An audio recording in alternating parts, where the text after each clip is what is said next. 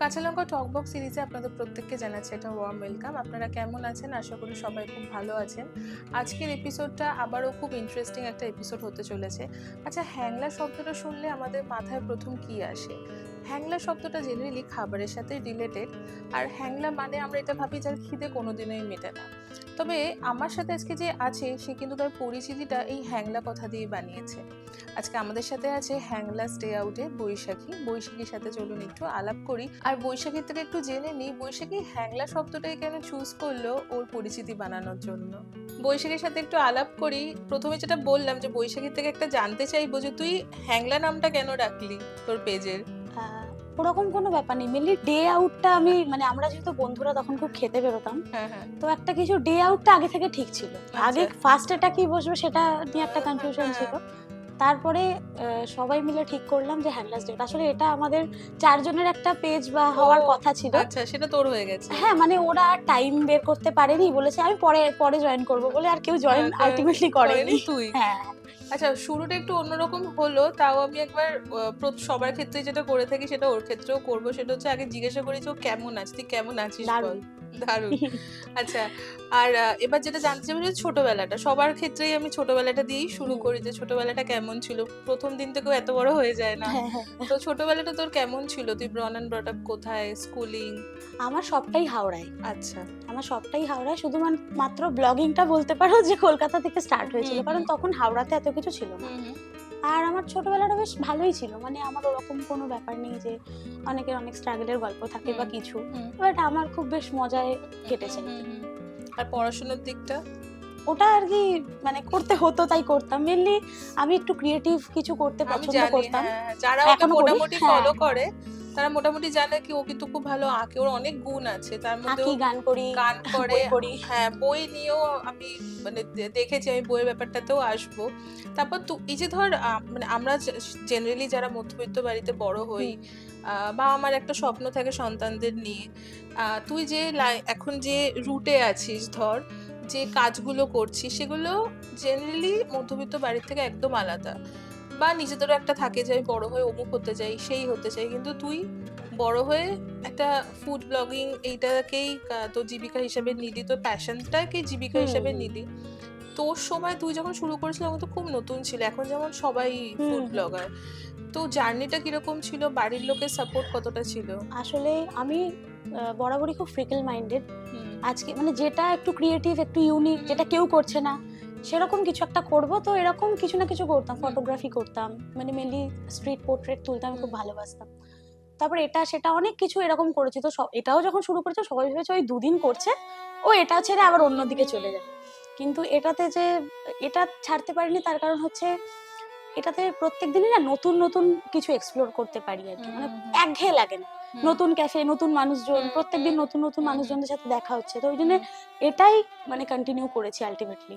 সেখানে বাড়ির লোকের সাপোর্ট বলতে দেখো, প্রথম দিকে তো মানে আমাকে কোনোদিনই ওরকম ভাবে কিছু করতে পারবে না বা কিছু না, ওরকম কিছু ব্যাপার ছিল না। আমার বাড়িতে ওরকম কোনো ব্যাপার ছিল না। মায়ের দিক থেকে একটা ছিল, সবই করো, কিন্তু পড়াশোনাটা যেন ঠিকঠাক হয়।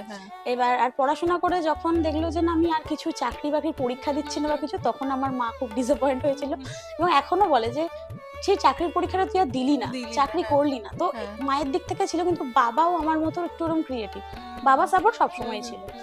আর মেনলি এখন যদি বলো ফ্যামিলি সাপোর্টের কথা, মানে আমি খুব ব্লেসড যে এমন একটা শ্বশুর বাড়ি পেয়েছি, আমাকে সবাই একদম ফুল সাপোর্ট করে।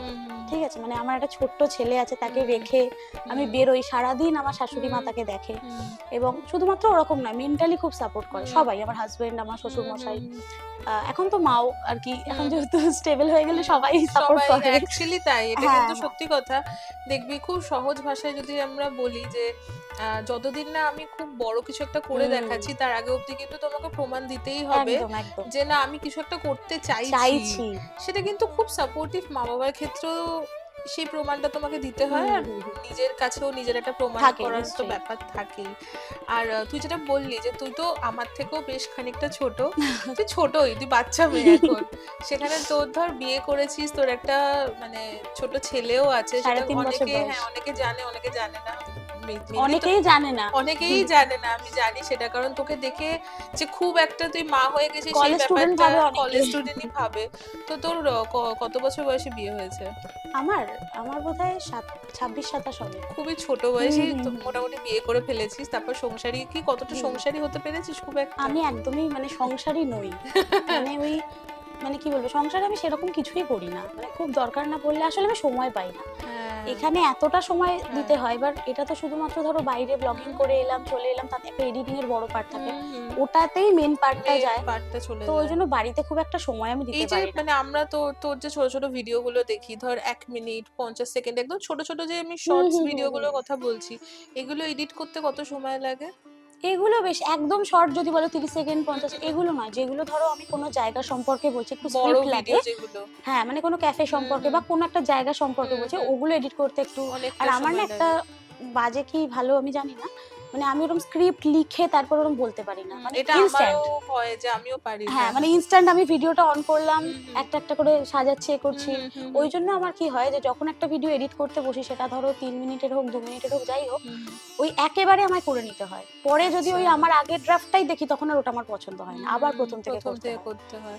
তোর কত বছর হলো ব্লগিং 8-9 ইন্ডাস্ট্রিতে? বছর হবে। আর অনেকটা সময়, মানে তুই হ্যাঁ। যখন প্রথম শুরু করেছিলিস, তোর মনে আছে তুই প্রথম কোন ক্যাফে বা কোন রেস্টুরেন্টে শুট করেছিলিস?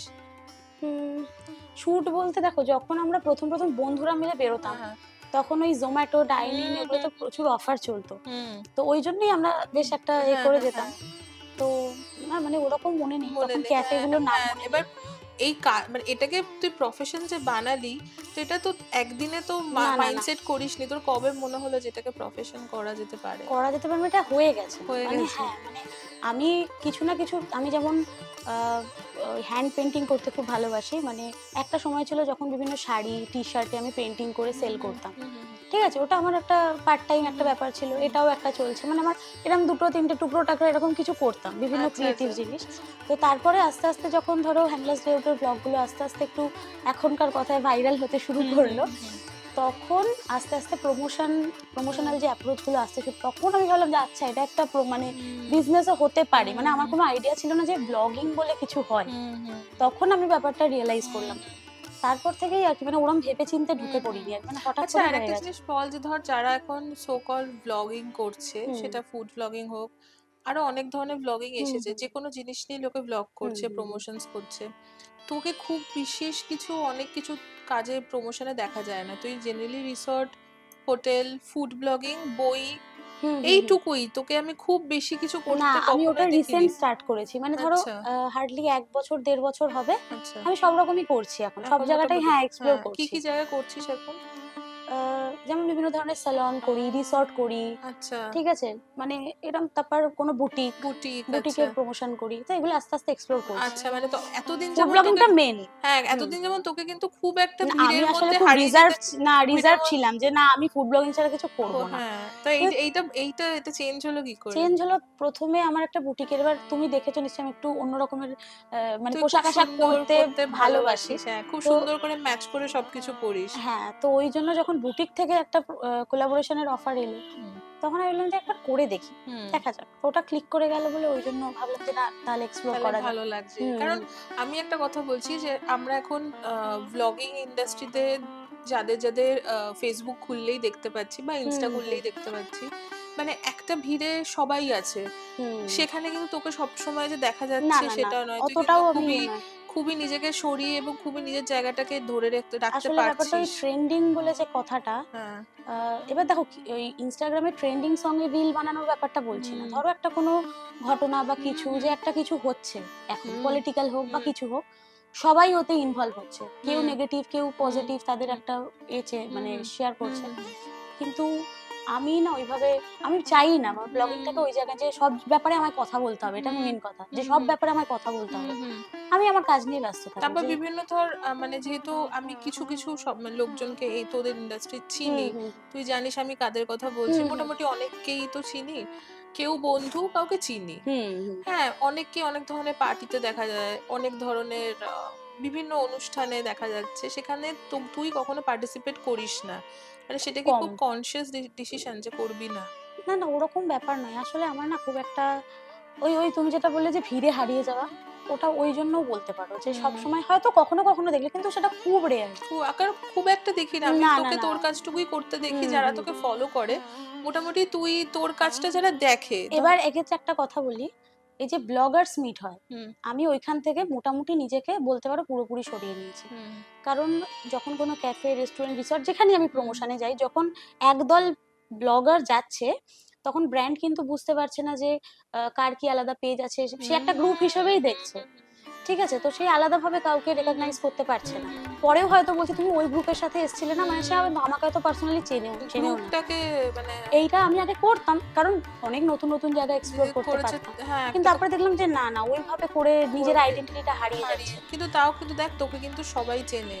হ্যাঁ, হ্যাংলাস ডে আউট এবং বৈশাখীকে কিন্তু মোটামুটি যারা ফেসবুক স্ক্রল করছে, যারা একটু ফুড ব্লগিং দেখতে পছন্দ করে, তারা কিন্তু তোকে চেনে। এবং আর একটা জিনিস বৈশাখী, যেটা আমি মানে যখনই তোর কোনো ভিডিও আমি দেখি, তোর ভিডিওটা আমার দেখতে কেন ভালো লাগে, জেনারেলি ফুড ব্লগার যারা, তারা খাবার জিনিসটাকে এমনভাবে দেখায় সেটা দেখতে ভালো লাগে না। আমি একদম তোকে পরিষ্কার কথাই বলছি, মানে ডিমটাকে যেভাবে ভাঙছে, মাংসটাকে যেভাবে তুলছে, একটা জিনিস যেভাবে ভাঙছে, মানে খুবই অদ্ভুত দেখতে লাগে। এবং তোকে আমি কখনোই সেরকম করতে দেখিনি, আমি তোকে খুবই সফিস্টিকেটেড ওয়েতে করতে দেখেছি। এবং সেটা করেও কিন্তু তুই যথেষ্ট, মানে আজকের ভাষায় যদি বলে হয় ভাইরাল, তাহলে তুই ভাইরাল। তো সেইগুলোকে মেনটেন করিস কি করে, মানে এই একটা ভিড়ের মধ্যে নিজেকে আলাদা করে রাখা? তুমি যেটা বললে ওই খাবার ছেড়েছিল, আমি সব রকম ট্রাই করে নিয়েছি, কিন্তু আমি লাস্টে দেখেছি যে কোনটা আমার ভালো লাগে। ওই যে বললাম ট্রেন্ডিং ব্যাপারটা, আমি দেখে, তুমি ওই যে ডিমটা ভাঙার কথা বলছো, ওই ভিডিও যদি আমি দিই, একদম 100% যে ওটা ভাইরাল হবেই বা রিচ আসবেই, মানে যাদের ধরো একটু মুখ চেনে বা কিছু, যাদের একটু রিচ আছে, আসবেই। কিন্তু ওইটার জন্য না ওই পুরো প্রোফাইলটা দেখতে বাজে হয়ে যায়। আমি তো একটা কথা বলছি, কালকে আমাদের একটা বিয়ে বাড়ি ছিল, আমরা সেখানে খেতে, মানে বিয়ে বাড়িতে লোকে কি খেতেই যায়, আমরাও খেতেই গেছিলাম। তো সেখানে আমার বর আমাকে একটা লোককে দেখে বললো যে এই একটা ফুড ব্লগার, তুই কি চিনিস না, যেহেতু আমি এখন একটা ইউটিউব চ্যানেল চালাচ্ছি, তো সুতরাং আমাকে সবাইকে চিনতে হবে, একটা ব্যাপার। কিন্তু আমি তো 80% লোককেই চিনি না। মানে আমি ব্লগিং করে তুমি আমাকে যদি জিজ্ঞাসা করো, আমি 80% লোককেই চিনি না। আমি 80% লোককে চিনি না। আমি ওকে বললাম যে না, আমি তোকে চিনি না। বলছি, এই ভীষণ নোংরা নোংরা ভিডিও বানায়, এখানে কি করছে? আমি তখন দেখলাম যে ক্যাটারার যারা আছে তারা ওকে ডেকেছে আর কি, এবং সে একটা টেবিলে বসে খাবার নিয়ে যেভাবে রিল বানাচ্ছিল না, ওটা দেখে আমি কালকে ভালো করে খেতে পারিনি। আমি তোকে একদম সত্যি কথা বলছি, আমি কেন, আমাদের গ্রুপে সবাই, মানে আমরা 7-8 জন ছিলাম। এবার কি বলতো, মানে মাংসটাকে না এরকম তুলে এরকম চটকেই যাচ্ছে, এবং সেটা দেখে না মানে আমরা কেউ, আর আমরা ঠিক ওর পাশের টেবিলে বসে আছি, এবং আমরা, সেটা একটা ছেলে, সেই লোকটাকে তুই তো সবাই চেনে মোটামুটি, আমিও পরে দেখলাম, আমি তোকে অফ ক্যামেরা বলবো। তো সেটা দেখে আমরা পাশের টেবিলে বসে কেউ ভালো করে খেতে পারিনি, এবং এটা আমাদের এফেক্ট করছে। এটা কিন্তু বহু লোককে এফেক্ট করেও না, সবাই বলে ও করছে করুক না, কিন্তু চোখের সামনে ওই জিনিসটা দেখা, এবং সেরকম ভাবেই আজকাল ব্লগিং হচ্ছে।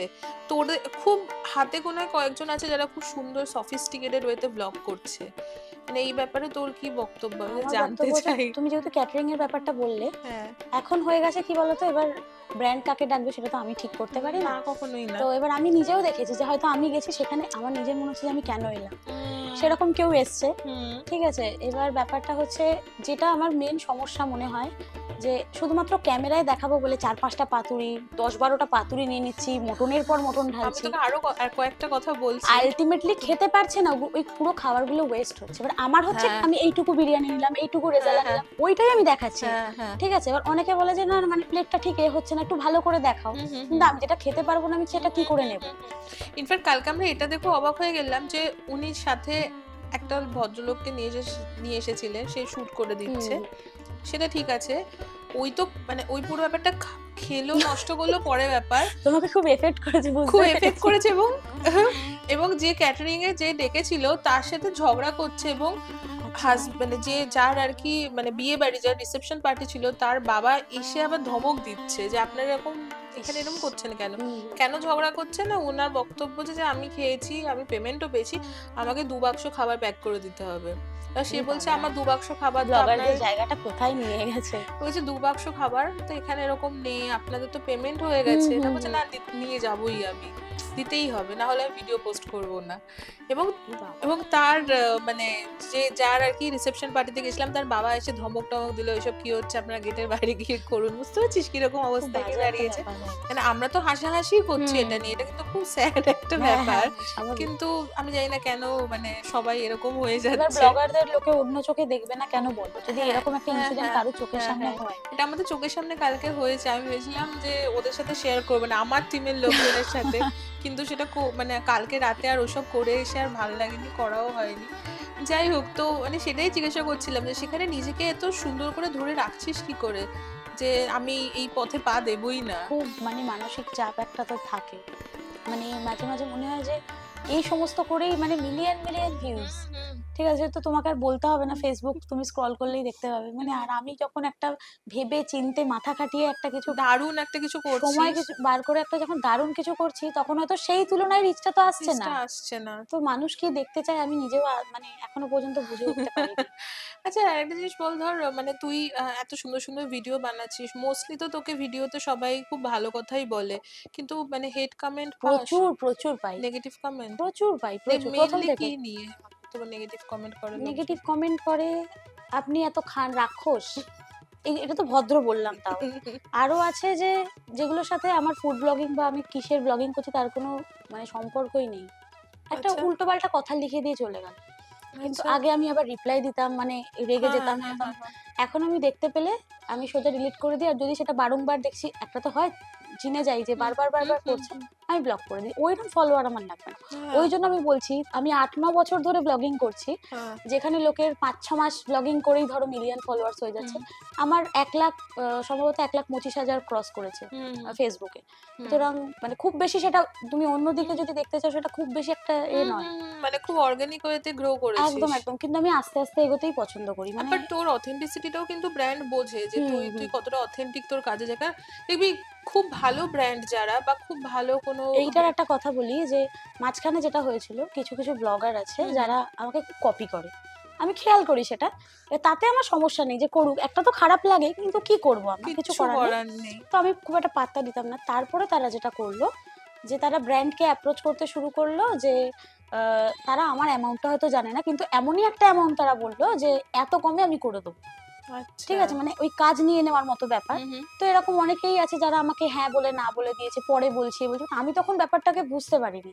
তারপরে আমারই একজন পরিচিত ছিল যে পিআর একজন। তো হুম, হুম, সে আমাকে কোনোভাবে সে জানতে পেরে আমায় ব্যাপারটা জানায়। হুম, তখন আমার খুব, কিন্তু আমি একটা জিনিস মনে করি যে যা হয় ভালোর জন্যই হয়। হুম, তারপর থেকে আমার কাছে সেইরম ব্র্যান্ডই আসে যারা সেই মানে একটা স্ট্যান্ডার্ড হুম, হুম, ব্র্যান্ড। হুম, হুম, মানে যাক ওই মানে ১,০০০-২,০০০ কম করলাম, এ করলাম, হুম, হুম, একদম হুম, কমিয়ে দিলাম। ওই হুম, মানে হুম। ওটাতে তাদের কিছু যায় আসে না। আমার মানে আমি যখন মানে আমার খুব ক্লোজ ফ্রেন্ড, তুইও তাকে চিনিস, কনিনিকার কথা হুম, বলছি, হুম, যখন ওর সাথে আমার প্রথম আমার চ্যানেল নিয়ে কথা হতো বা সবকিছু যখন প্রথম কেউ একটা শুরু করছে, কারণ ও তো হুম, অনেকটাই গাইড করেছে হুম, আমাকে। ও আমাকে সবসময় বলতো যে দেখ এমন কাজ কর, মানে এমন কাজ করবি যেটা তোর ফিউচারে তোর কাছে সেরকম ব্র্যান্ড আসবে, তারা এক্সাক্টলি তাই। কিন্তু তুই কতটা ভাইরাল সেটা দেখবে না, না। তোর কাজের জিনিসটাই দেখবে যে তোর কাজটা কতটা পরিষ্কার, কতটা অথেন্টিক। হুম, তো সেটাতেই ফোকাস কর। এবং আর এই যে তোর ব্র্যান্ডের কথাও তুই বললি, কলকাতায় বসে এই যে ব্র্যান্ড কোলাবের কাজ করা, সেটা তো খুব একটা স ভালো নয়। মানে সবাই কলকাতা বোধহয় সেটা, সবথেকে এমন একটা জায়গা যেখানে সবথেকে মানে কম টাকা দেওয়া হয়। কম টাকায় কাজ করিয়ে নেওয়া এবং হয়। এটাও শুনেছি যে কাজ হয়ে যাওয়ার বহু দিন, বহু মাস পর কত টাকা দেয়। পেমেন্ট এরকম ঝুলে আছে তার কোনো ঠিক নেই। তো সেইগুলোর মানে কোনো মানে কেন নেই ব্যবস্থা বলতো? হচ্ছে না? ব্যবস্থা হচ্ছে না কেন বলতো? আমি মানে জানি না, অন ক্যামেরা বলছি। কিন্তু এরকম অনেক বড়, বড় ব্লগার আছে যারা কলকাতার মানে ব্লগারদের মানে মাথা বলতে পারো। তারাই এই জিনিসগুলোকে খুব অ্যাপ্রিশিয়েট করে। মানে একটা হয় না আচ্ছা। যে আমার আখেরটা গুছিয়ে যাচ্ছে, হুম, ঠিক আছে, আমার আর ছোট, ছোট ব্লগারদের কি হচ্ছে আমার দেখার দরকার নেই। কিন্তু হুম, এটা যে যারা নতুন শুরু করছে তারাও তো কোনো গাইডেন্স পাচ্ছে না। তারা হুম, একটা কেউ ফ্রিতে সব জায়গায় খেতে চলে যাচ্ছে। কেউ ভাবছে যে না টাকা হুম। নেব না। আমি টাকা নেব না। আমাকে শুধু ফ্রি ফুড দিন। ঠিক মানে এই জায়গাটা নষ্ট করে দিচ্ছে। এটা কেরিয়ারে গ্রো করবে কি করে যদি শুধু সারা জীবন তো ফ্রিতে খাবার ফ্রিতে হয় খেয়ে না, তো কত বছর আমি কেরিয়ার বানাতে পারবে 9 বছর ধরে ফ্রিতে শুধু খাবার খেয়ে যাবে, এটা হয় কখনো? যদি সেখানে কোনো রকম মানে টাকা না আসে, আমি সেটা একটা সময় ইন্টারেস্ট হারিয়ে ফেলবো, তাই না? সেটাই তো। আমি কেন আর করবো? আরেকটা জিনিস ধর মানে এরকম আরেকটা জিনিস আমার জানতে ইচ্ছা করছে, সেটা হচ্ছে ধর এই যে ব্র্যান্ড গুলো তোর কাছে আসছে বা প্রথম থেকে যখন তুই কোলাব কাজ শুরু করেছিস, যখন থেকে পেমেন্ট নেওয়া শুরু করেছিস, দরদামের ব্যাপারটা কিরকম করে, মানে প্রচন্ড দরদাম করতে প্রচন্ড, হয়? মানে তোমাকে একটা ইনসিডেন্ট বলি। তখন আমার এসব একদম আইডিয়া ছিল না, প্রথম হচ্ছে পেমেন্টের ব্যাপারটা, ঠিক আছে? তো আমাকে বললো যে আমার এরকম ছোট্ট একটা ক্যাফে আছে, তুমি যদি এসে করে দাও ভালো হয়। তো আমি যে মানে অ্যামাউন্টটা বলেছিলাম অনেকটাই কম করলো, ঠিক আছে? এবার আমি বললাম যে আমি করতে পারবো না। সেও ছাড়বে না কিছুতেই, লাস্টে বলছে যে এই নতুন শুরু করেছি, আমার লোন আছে, হেন আছে, একটু দেখো না। আমি খুব মানে এটা আমার খুব একটা প্যাশন, আমার একটা খুব ভালো লাগার জায়গা, এরকম অনেক কিছু বলে আমারও একটু লাগলো যে থাকবে, সে যখন নিজে কিছু করতে চাইছে করে দিই, কি আছে। তো আমি তার ব্লগিংটা করে এলাম, এবং তার ঠিক 1 সপ্তাহ নয়, তার মধ্যেই আমি তার হোয়াটসঅ্যাপ স্ট্যাটাস দেখলাম সে দুবাইতে বেড়াতে গেছে। সেটা দেখে আমার এত কষ্ট হয়েছিল যে আমাকে এইভাবে বোকা বানিয়ে দিল। এবং মানে তারা মাঝে মাঝে এরকম দুবাই এদিক ওদিক বিভিন্ন দেশ বিদেশ ঘুরে বেড়ায়। তারপরে তার সাথে আর কখনো কাজ করিনি, কিন্তু ওইটা আমাকে একটা খুব বড় ধাক্কা দিয়েছিল। তারপরে এরকম ছোটখাটো হয়েছে, আর এখন আমার ব্যাপারটা হয়ে গেছে যে কোনো নেগোসিয়েশন কোনো হবে না, তুমি হ্যাঁ, করাতে মানে চাইলে করাও, নয়তো করিও। করিও না। এইটা এখন আমার ব্যাপার হয়ে গেছে। সাংঘাতিক ব্যাপার। আচ্ছা, তোকে আমি একটা কন্ট্রোভার্সিয়াল এই কোয়েশ্চেন রে। করি, সেটা হচ্ছে যে সবার মনে একটা ধারণা আছে যে যারাই কন্টেন্ট ক্রিয়েশনে আসছে, সেটা ফুড ব্লগিং হোক, যে কোনো, প্রচুর পয়সা, প্রচুর টাকা, মানে বিশাল বড়লোক হয়ে যায় আর কি। ব্লগিং করা মানে তুমি খুব বড়লোক, ওই জন্যই মানুষ ব্লগিং করে, মানে সেটা কতটা সত্যি? এবার দেখো, তুমি যদি যে কোনো ব্লগার বা কন্টেন্ট ক্রিয়েটরকে তুমি যদি ধরে জিজ্ঞাসা করো, অনেকের আবার ধারণা যে ইউটিউব ফেসবুক হ্যাঁ, থেকে হ্যাঁ, হ্যাঁ, প্রচুর হ্যাঁ, টাকা, মানে হ্যাঁ, কোটি কোটি টাকা আসে। হ্যাঁ, আমাকে তো সবাই বলে। হ্যাঁ, এবার ব্যাপারটা হচ্ছে তাদেরকে সবাইকে জিজ্ঞাসা করবে, তারা বলবে যে ব্র্যান্ড প্রমোশন থেকে মেন তাদের আর্নিংটা হয়। কে কত ভালো কাজ করছে, তার সাথে ব্র্যান্ড সে কিভাবে ডিল করছে, সে কিন্তু ওরকম কোনো ব্যাপার নয় যে মানে অনেকের যে তোর তো 2 মিলিয়ন ভিউজ এসছে, তার মানে তোর ওটা থেকে প্রচুর এরকম হয়ে গেছে। ফেসবুকে আমার 2 মিলিয়ন ভিউজ এসেছিল, একবার দেখলাম $0.8। সেটা তো আমিও ঠিক জানি, আছে? সেটা সবাই জানে, হ্যাঁ, কিন্তু তো সেটা যারা কন্টেন্ট ক্রিয়েশনে আছে তারা জানে, কিন্তু মানে সাধারণ মানুষ বুঝবে না, ভাবে যে প্রচুর টাকা, প্রচুর টাকা, মানে লাখ লাখ। আর লাখ তারা লাখ। ভাববে নাই বা কেন, মানে কেউ একটা ধরো শ্রাদ্ধ বাড়ির ব্লগ করলো, করে 2 মাসে ফেমাস হয়ে গিয়ে 4 মাসের মাথায় একটা বড় 3 তলা বাড়ি বানিয়ে ফেললো। তো সুতরাং সে তো আপনারা যদি ভাববেই। বুঝতে পারেন ও কার কথা বলছে তাহলে কমেন্ট করুন। হ্যাঁ, আমি তো বুঝে গেছি। এখন সে না, সে পুরো তার পুরো ফ্যামিলি তারপর ব্লগার। ফ্যামিলি ব্লগার, সিনগুলো মনে পড়ে যাচ্ছে। ঠিক আছে, এবার আরেকটা জিনিস, এবার তোকে আরেকটা প্রশ্ন করি, সেটা হচ্ছে তুই যেহেতু মানে কন্টেন্ট ক্রিয়েশনে আছিস, ফুড ব্লগিং করছিস, বই নিয়েও ব্লগ করিস, অনেক কিছু নিয়ে সুন্দর সুন্দর করিস, তোর কখনো মনে হয়েছে যে তুই কখনো ডেইলি ব্লগিং এ নামতে চাস সারাদিন এই? আমি জাস্ট আমার যেটুকু লাইফ তুমি দেখো বা যারা দেখে ভাবে যে ও কি হ্যাপনিং লাইফ, এরকমই তো দরকার। মানে আছে, আমি বলছি না যে ওটা মিথ্যে, কিন্তু ওটা 20% দেখে। বাকি সারাদিন আমি সকাল থেকে উঠে ছেলেকে স্কুলে দিয়ে আসা, নিয়ে আসা, রান্না করা থেকে শুরু করে আমি যাবতীয় যা করি, আমার সময় থাকে না যে ক্যামেরা ধরে আমি একটা ডেইলি ব্লগ করবো। মানে আমার এটা সময় সময়ের বেরিয়ে থেকে যাবে। বড় কথা আমার মনে হয় ইচ্ছে তো আমার নেই। হ্যাঁ, মানে আর তোমার আমার মনে হয়- পরিবারে ওইরকম মানে ওই হ্যালো গাইস আমি এসে গেছি সকালে ব্রেকফাস্ট নিয়ে, আমার হাজবেন্ড বলবে তুই অন্য বাড়িতে গিয়ে এসব কর। ও খুব ইন্ট্রোভার্ট, আর আমিও এইগুলো করতে খুব একটা পছন্দ করি হ্যাঁ, না। কারণ ডেইলি ব্লগিং এ কিন্তু লোকের একটা থাকে যে খুব ফাস্ট মানে বাড়িতে কি হচ্ছে, হ্যাঁ, কি বাড়ির রকম কথা আমার ছেলে বাইরে, কি করছে, মানে কেন আমি সেগুলো হ্যাঁ দেখাবো? হ্যাঁ, মানে সেটা তোর কখনো না মনে না না হয়নি? না, কারণ আজকাল একদম তো না। মানে আর একটা যেটা খুব ফেসবুকে এখন পপুলার, সেটা হচ্ছে বিয়ের ব্লগিং। হুম, মানে বিয়ের কারোর ব্লগিং এ প্রচুর ভিউজ আসে। হ্যাঁ, মানে বিয়ে হচ্ছে, মানে আমি কিছুদিন আগে আমার ফিডে একজনের বিয়ের ব্লগিং এর এসেছিল। তার ছেলে, মানে ছেলেটি এবং মেয়েটি দুজনেই সারাদিন বিয়ের দিনকে সকাল থেকে রাত অব্দি এক এক দিনে 70 থেকে 80টা করে ভিডিও পোস্ট করছে। ও আচ্ছা, বুঝতে পেরেছি। কি করে পারে, মানে কিভাবে সম্ভব হয়? আমাদের তাদের তো মধ্যেই মারা কেউ ছাল একজন, আর চামড়া, আমার চোখে এগুলো পড়ে, ছাল চামড়া গুটিয়ে দেবে তাদের মেরে। মধ্যেই কেউ একজন দিয়েছিল এরকম একটা কিছু, সে বা তার পরিবারের কেউ, যে সামনে বাড়িতে বিয়ে আছে, এবার সেই সমস্ত ভিডিও পোস্ট করে, কিন্তু তার যেহেতু বিয়ে, তার সে করতে পারবে না, একজন লোক চাই, তাকে আচ্ছা, বোধহয় 150 টাকা করে দেওয়া হবে পার ডে, পার ভিডিও, পার ভিডিও। বা এরকম কিছু একটা পার ডে, বা এরকম একটা 150 টাকা করে দেওয়া হবে, লোক চাই। তো অনেকে যোগাযোগও করেছিল, পরে জানা গেছে যে তাকে নিয়ে ভিডিও করা হয়েছিল, দেখো এই আমার ভিডিও করেছে। ওরে বাপরে, মানে আমি তো অনেক পেছনে পড়ে আছি, জীবন অনেক আগে চলে গেছে। মানে এখন হচ্ছে এটা শুনতে খারাপ লাগলো, এখন মানে বাচ্চা কন্টেন্ট, এখন জীবনে নতুন কিছু বাচ্চা হওয়া যে মানে সেটা content, গাড়ি সেটা তো কিনলাম কন্টেন্ট, বাড়ি বানালাম কন্টেন্ট। কন্টেন্ট। এখন বাচ্চা, এই যে তুই বাচ্চার কথাটা বললি, বাচ্চা যে এখন কত বড় কন্টেন্ট, মানে বাচ্চা হচ্ছে, মানে একটা পেজ ওপেন হয়ে একটা যাচ্ছে, পেজ ওপেন হয়ে যাচ্ছে, মানে প্রেগন্যান্সি অ্যানাউন্সমেন্ট থেকে শুরু করে হুম, হসপিটাল থেকে বাড়ি, সব সবটাই কন্টেন্ট। এবং লোকে কিনা অদ্ভুত পাগলের মতো দেখে দেখে, ওগুলো। হ্যাঁ, পুরো অ্যাডিকশনের মতো দেখে। তো তোর কখনো কখনো মনে হয় না যে আমি এই ধরনের কাজ করতে চাই, বা এই ধরনের মানে না, মেন্টাল পিসটা ঘেটে যায়? না মানে বাড়িতে আমি অন্যরকম ভাবে থাকি, মানে এই ব্যাপারটাই আমার মধ্যে থাকে না, এত অ্যাস্থেটিক ভাবে আমি বাড়িতে থাকতে পারবো না, ঠিক আছে, মানে সম্ভব নয়। আমি আর তাছাড়া আমার কখনো ইচ্ছেও হয়নি যে আমি এটার একটা ভ্লগ করি, ডেইলি ভ্লগ করি, কোথায় যাচ্ছি কি খাচ্ছি, না না না। এবার ধরো ঘুরতে কোথাও যাস আমি, যখন, আর একটা কথা যেটা বলছো ডেইলি ভ্লগ, আমি সিমলা মানালি গেছিলাম এপ্রিলে, প্রচুর প্রচুর ছবি তুলেছি, ভিডিও, যে একটা রিল বানাবো, এখানে গেছি, ছোট ছোট মানে ছোটখাটো ক্যাফে এক্সপ্লোর করেছি, আজ অব্দি সেগুলো আর কিছু আমি সময় পাইনি এডিট করার, ওগুলো পড়েই রয়েছে। তো এটা মানে এত কাজের প্রেসার চলে আসে না, তখন আর ওগুলো এডিট করা হয় না, একটু কুড়েমিও আছে আমার, তো ওই জন্য আর কি আমি ডেইলি ভ্লগ করবো, আর জীবনে ওগুলো পোস্ট করা হবে না। আচ্ছা তোর ছেলের কথা একটু আসি, ছেলের কত বছর বয়স হলো? 3.5 বছর। মানে স্কুলে যাচ্ছে তো? হ্যাঁ হ্যাঁ, তো ছেলেকে নিয়ে সারাদিন কিরম ভাবে কাটছে? সারাদিন আর থাকি কোথায়, মানে আমার যতটুকু ছেলে সময় খুব থাকিস? বোঝে, মানে ও ছোট হলেও হ্যাঁ। মানে আমার মাকে এখনো বোঝাতে হয়, আমার মা এখনো বোঝে না, আমার মাকে আচ্ছা। এখনো বাচ্চাদের মতো বোঝাতে হয় যে আচ্ছা। কেন এত দেরি হবে, কেন কেন কালকে যেতেই হবে, কালকে থাক না, কালকে যেতে হবে না। কিন্তু আমার ছেলে বোঝেন যে না, মামামের কাজ আছে, এসে যা করার করুক, হুম। মানে আমার ছেলে ছেলে জায়গাটা খুব বোঝে, হ্যাঁ, খুব, ও তো একদম মানে ছোট ছোট থেকেই তো দেখছে ওর যখন 6 মাস বয়স তখন থেকেই আমি আবার আবার বেরোতে শুরু করেছি। বেরোতে শুরু করেছিস।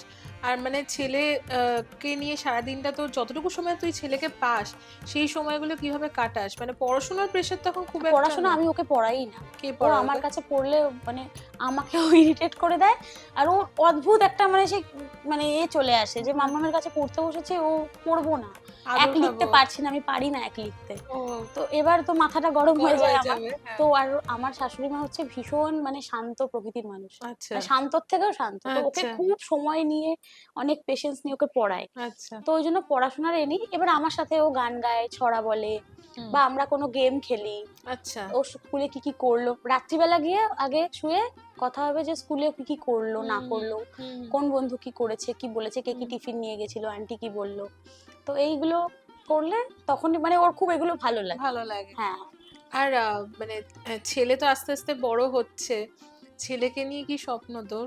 আমার কোনো স্বপ্ন নেই, যা ও হবে। যা, হ্যাঁ আমি তো নিজে ভুগেছি, আমি নিজে ভীষণ ভুগেছি, হ্যাঁ। ও যা করতে চাইবে আর করুক। তোর ভুল বিয়ে, পথে গেলে অবশ্যই বলবো, সেটা মানে হ্যাঁ, পথটা ঠিক মা কি বাবার ভুল দিকটা। দেখিয়ে দেবো।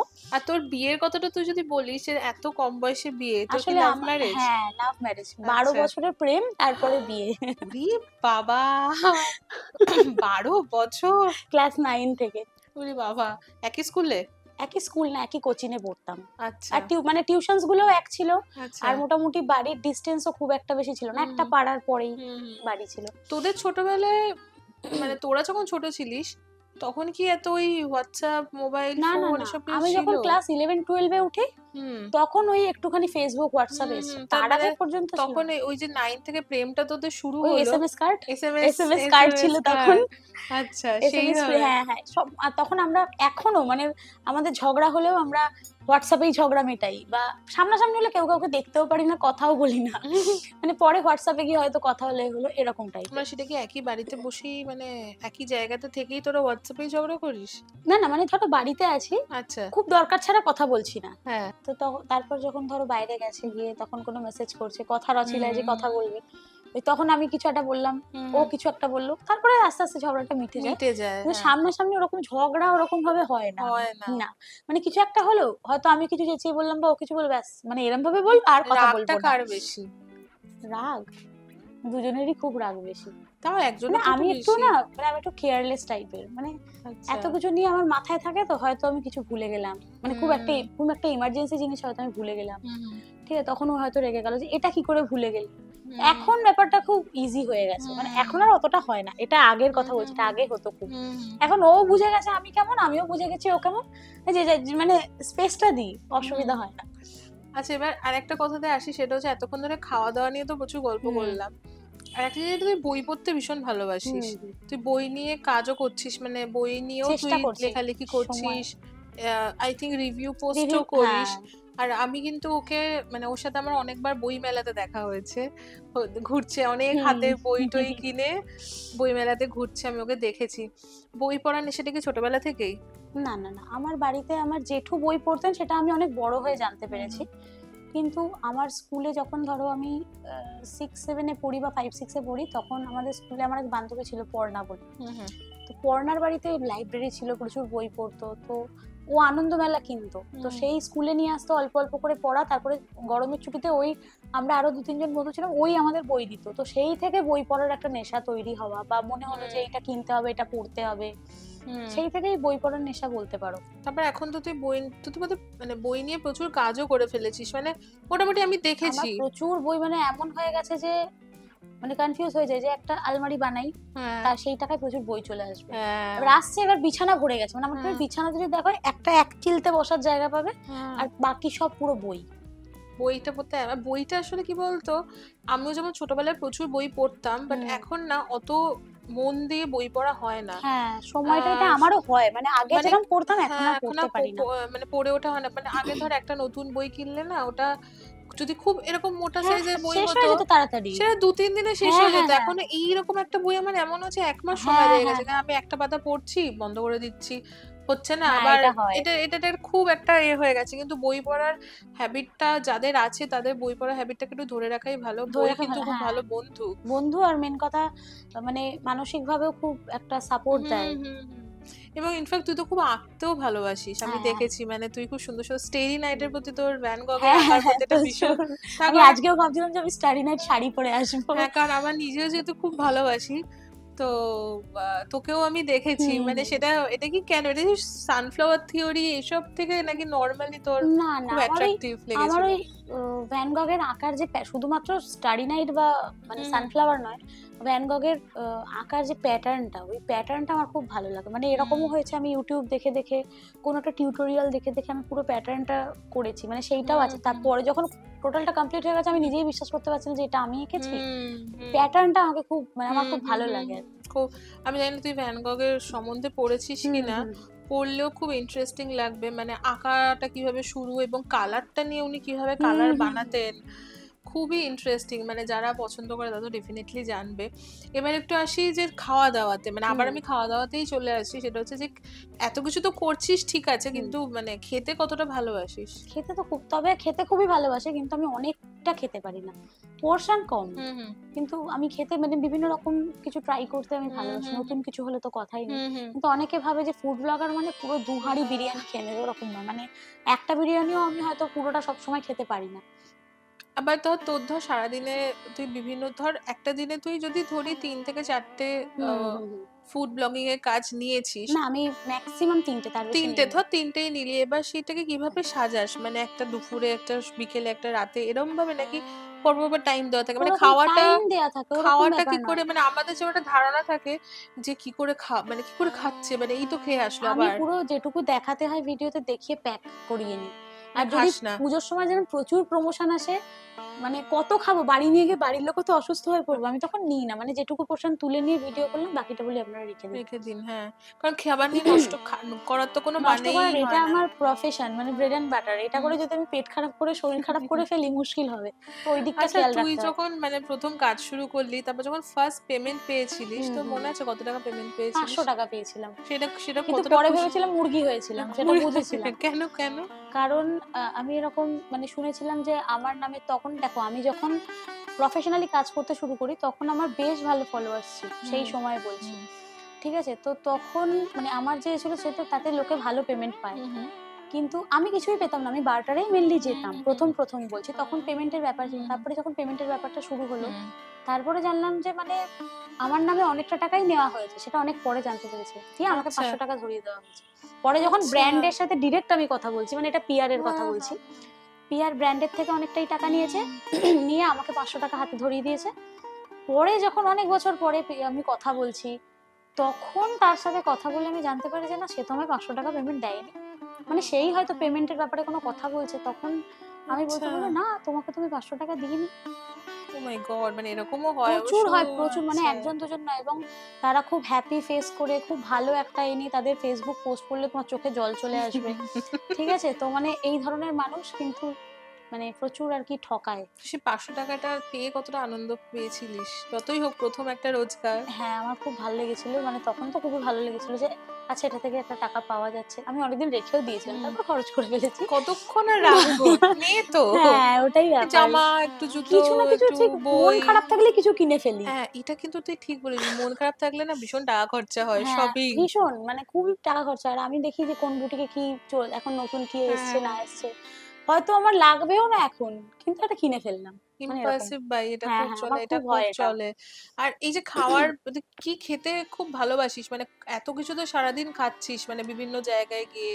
দেখো, আমি মেইনলি ক্যাফে এক্সপ্লোর করতে ভালোবাসি। হুম, মানে রেস্টুরেন্ট টেস্টুরেন্ট সবই আমি হুম, করি। হুম, হুম। কিন্তু আমার প্যাশনটা হচ্ছে ক্যাফে। নতুন নতুন ক্যাফে। হুম, সেখানে ধরো আমার মেইনলি সুশিটা ভালো লাগে খেতে। হুম, তবে হাবিজাবি জায়গার নয়। হুম, কারণ এরকমও সুশি খেয়েছি যেটা খেয়ে তুমি আর জীবনে সুশি খাবে না। এবং হুম, অনেকের খেয়ে সেটাই ধারণা যে না, আর সুশি হুম, খাবো না। হুম, তো এমনি যদি সেরকম বলে, মানে ক্যাফের যদি, ক্যাফে বলবো না যদিও, সুশি আমার ভালো লাগে। তাছাড়া কোরিয়ান ক্যাফেতে বিভিন্ন রকমের হুম, খাবার হুম, পাওয়া হুম, যায়, সেটাও ভালো লাগে। এখন নতুন খুব ট্রেন্ডিং হয়েছে। হুম, তো কিছু কিছু জায়গায় র‍্যামেন খুব ভালো করে। হুম, হুম, তো তাছাড়াও বিরিয়ানি, হুম, তারপর বাঙালি তো বাঙালি খাবার দাবার তো হুম, হুম। আছেই, ভালোই লাগে। মোটামুটি রান্না বান্না মানে করতে পারিস তো? হ্যাঁ, হ্যাঁ, হ্যাঁ, সবই তো করতে হয়। করতে হয়। কি কি রান্না তবে বিয়ের আগে আমি কিছুই পারতাম না। আচ্ছা। না, মানে কোনোদিনও করিনি তো রান্না, হ্যাঁ। কি করে পারবো? এবার মানে মোটামুটি তোর ডেইলি বেসিসে কি রান্না করতে হয় বাড়িতে? হ্যাঁ, হ্যাঁ, আমি করে বেরোই। করে এবার আজকে যেমন ধরো একদম টাইম হয়নি। হুম। আচ্ছা, আজকে আমি করতে পারিনি, আজকে শাশুড়ি মা করে দেবে। মোটামুটি সব ধরনের বাড়িতেই রান্না করতে পারিস। হুম, হুম, হুম। সবই হয় আচ্ছা, বাড়িতে আর মানে টুকটাক। তোরা কি বাঙাল না ঘটি? আমার শ্বশুরবাড়ি ঘটি। আর আমি হচ্ছি, মানে আমার মা বাবা দুজনেই বাঙালি। ও, মানে বাঙাল ঘটি একদম এটা হ্যাঁ, ব্যাপার। তা খাওয়া-দাওয়া নিয়ে তো সারাদিন অনেক কিছুই চলছে তার মানে বাড়িতে। হ্যাঁ, হ্যাঁ, হ্যাঁ। কারণ ঘটি বাঙাল মানে দুটোই, মানে তুই এখন বিয়ের পর ঘটি, আগে হুম, হুম। বাঙাল, মানে দু রকমেরই। তবে ওই টেস্টে অ্যাডজাস্ট করতে আমার খুব মানে আমার সেই, মানে কেমন একটা এতে চলে গেছিলাম, টেস্টে অ্যাডজাস্ট করতে আমার খুব সময় লেগেছে। তারপর আবার যখন বাঙালরা তো বোধহয় একটু ঝাল, ঝাল পছন্দ করে না মিষ্টি, হ্যাঁ, হ্যাঁ, মিষ্টি? হ্যাঁ। না, না, না, ওরকম কোনো ব্যাপার নেই। ব্যাপারটা হচ্ছে যে এটা না একটা মিথ। ঝাল মিষ্টি এরকম কোনো ব্যাপার নেই। আচ্ছা। ঠিক আছে? আমি এরকমও দেখেছি যে ঘটিরা ধরো হুম, যদি বলো মিষ্টির কথা, তারা খুব ঝাল রান্না করেছে। আমার হুম, এক হুম, বান্ধবী আছে, খুব ভালো রান্না করে। হুম, আবার বাঙাল বাড়িতেও খেয়েছি যে একটু হুম, ওই নিরামিষ ডাল হয় না? হুম, ভেজ ডাল, যেটা খুব হালকা একটা মিষ্টি, মিষ্টি হুম, হয় হুম, খেতে। হুম, এবার যে রান্নাটা যেরকম হওয়ার দরকার, তুমি যদি হুম, এখন মাংসের হুম। ঝোলে মিষ্টি দিয়ে দাও, ওটা তো আর খেতে এটা ভালো তো লাগবে না। বাবা! সেরকমও লোকে রান্না করে, আমি সেরকম খেয়েছি। আমি খেয়েছি। মিষ্টি মাংসের ঝোল। মিষ্টি মাংসের আমি ঝোল। খেয়েছি মিষ্টি মাংসের ওইটাকে ঝোল, মানে মিষ্টি ডিমের ঝোল। এবার ওটা না ঘটি বাঙাল ডিপেন্ড করে না। ওটা হুম, হচ্ছে তুমি রান্না পারো অথবা পারো না। পারো না। পারলে তুমি ভালো এক্সাক্টলি। পারবে, সে তুমি যাই হ্যাঁ, রান্না হ্যাঁ। করো, আর না পারলে তুমি পারো না। আর এই যে তোর বিভিন্ন ধরনের ক্যাফেতে বা রেস্টুরেন্টে খেতে, হুম। মানে তোর কাজ যেটা তুই যাচ্ছিস, তোকে পেমেন্ট দিচ্ছে, মানে তুই তার পরিবর্তে তুই ভিডিও করছিস। সব জায়গায় খাবার যে খুব ভালো লাগছে সেটাও তো নয়। যে সব জায়গায় খাবার দারুণ, মানে তোকে না, তো না, না। ভিডিওর সাথে কি একটু এক্ষেত্রে কি হয় বলো তো? ধরো আমাকে, মানে আমার কথা হচ্ছে যেটা আমার খারাপ লাগে আমি সেটা ভিডিওতে দেখাইও না, আমি বলিও না। নাইস। ঠিক আছে? কারণ এটা ছাড়া আর কোনো নেই। কারণ এরকম আমি দেখেছি, অনেককে আমি বলেছি যে এটা ইমপ্রুভ করতে হবে। মানে তার একটা, সবাই বলছি না। অনেকে এরকম আছে যে তারা স্বীকার করেছে বা তারা বলেছে আচ্ছা আমরা এটা ইমপ্রুভ করব। অনেকে বলেছে তুমি তোমার মতো জেনুইন রিভিউ দাও। তোমার ভালো লাগলে ভালো বলো, খারাপ লাগলে হ্যাঁ ওইভাবে খারাপ লেগেছে বলো না। বাট সেটাকে সেইভাবে বলো যে না, খুব একটা ভালো লাগেনি বা এটার থেকে এটা ভালো।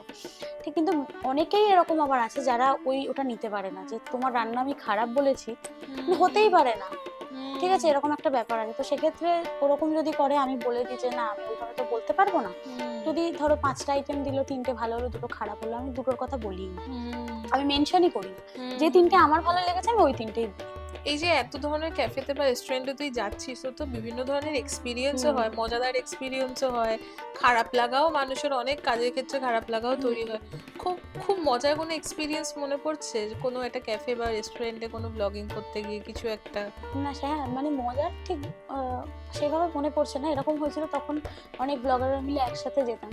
ওখানে গিয়ে এরকম একটা খুব একটা মানে একটা পশ ক্যাফেতে গিয়ে দুজন ব্লগার, 4টে ড্রিঙ্ক ছিল, কাঁচের গ্লাস পুরো উল্টে দিয়েছিল এবং ভেঙে চুরমাচুর চারদিকে। এবং আমরা যারা বাকিরা ছিলাম, মানে তখন আমাদের সেই লজ্জায় মাথা কাটা, কারণ সবাই আমাদের গ্রুপ হিসাবে চেনে যে একটা গ্রুপ এসেছিল।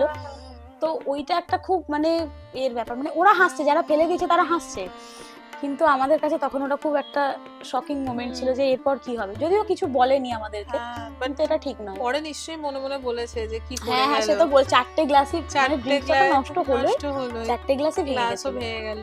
আর এরকম কোন এক্সপেরিয়েন্স যেটা তোর মনে হচ্ছে যে আমি এই অভিজ্ঞতাটার পর আমি এখানে আর আসবো না, বা আমি এটা করতে চাই এরকম না? অনেক জায়গাতেই হয়েছে।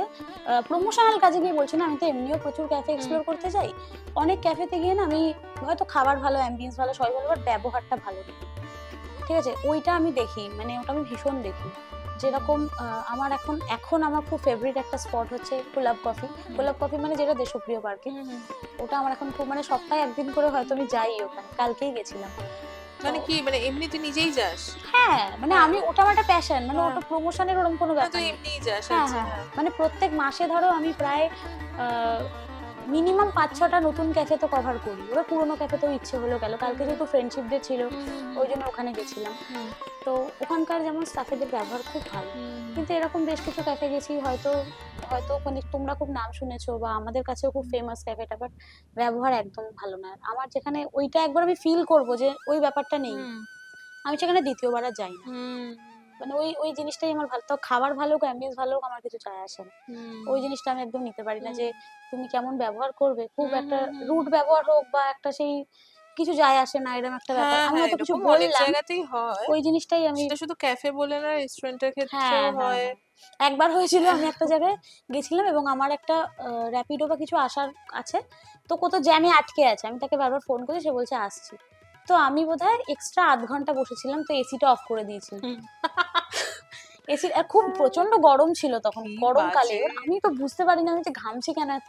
তারপরে দেখছি যে এসিটা বন্ধ করা, আমি বললাম, তখন বলছে যে না, ওদের যে আছে তার বারণ আছে যে এখন আর এসি চালানো যাবে না। এবং সেখানে তো আমি যাইনি, এবং সেটা আমি ফেসবুকে লিখেও ছিলাম। মানে আমার ওটা খুব খারাপ লেগেছিল।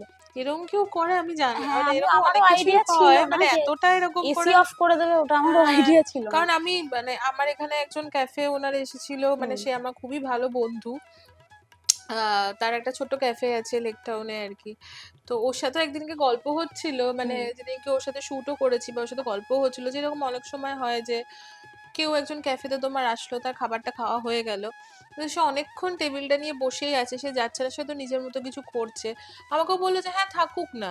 যদি এটা আমার খুব ম্যাক্সিমাম রাশ হয়ে যায়, যখন দেখি যে না আমি কাউকে জায়গা দিতে পারছি, তখন আমি ওনাকে অ্যাপ্রোচ করতে রিকোয়েস্ট পারি। করে, হ্যাঁ। কিন্তু আমি কখনো এরকম তাকে চলে যান তার এসি বন্ধ, এটা তো আমি এরকম নতুন অনেক শুনলাম। জায়গাতেই আছে যে আমি হয়তো বসে, আমি হয়তো, আর আমার এখনই বলছিলাম না যে টাইম হয় না, তো আমি সবকিছুকে একটা মানে কম্বাইন করে দিই। মানে ধরো আমি কোথাও গেছি ক্যাফেতে বসে বসে আমি ডুডলিং করি, ঠিক আছে? তো বিভিন্ন রকম সেই ক্যাফে স্টাফ, কফি মাগটা কিরকম, বা সেখানে মেনলি কি পাওয়া যায়, মানে মোটামুটি তুমি আমার ডুডলিংটা দেখলে একটা আইডিয়া পাবে যেখানে কি কি পাওয়া যায় বা কোনটা ফেমাস বা কিছু।